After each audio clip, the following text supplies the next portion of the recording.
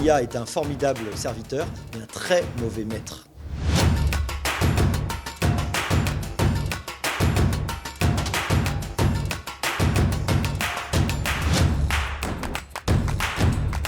Pour moi, il y a un sujet essentiel dont on ne parle pas assez, c'est l'intérêt du travail. C'est-à-dire dépoussiérer le travail d'un certain nombre de tâches d'exécution dont l'IA s'acquittera formidablement bien, et puis amener nos collaborateurs à se remettre en cause, mais pour se consacrer à des tâches beaucoup plus intelligentes où l'humain, en définitive, retrouve toute sa place.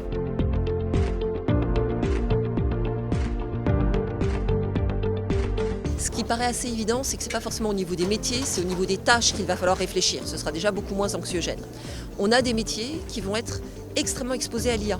Les juristes, les journalistes, etc. sont très exposés à l'IA. Pour autant, va-t-on les automatiser? Pas forcément, parce que ça n'a pas forcément de valeur ajoutée de le faire.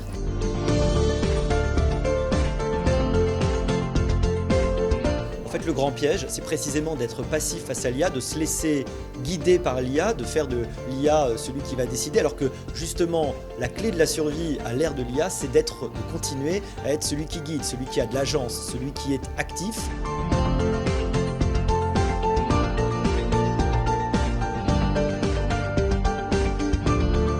L'IA va faire partie des équipes. La question, c'est comment est-ce que je collabore avec les IA, comment est-ce que j'inclus l'IA au sein de mon collectif de travail, mais sans lui donner un pouvoir ou des responsabilités trop importantes, puisqu'on sait très bien que l'IA se trompe, tout comme un junior.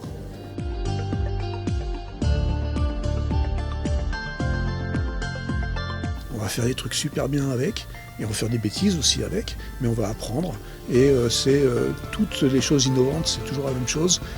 On apprend petit à petit, là on est au début de l'apprentissage de ces IA et ça va continuer. Et en 2030, on aura, j'espère, un peu plus appris, on sera un peu calmé sur ce que peut faire l'IA magique. C'est pas magique.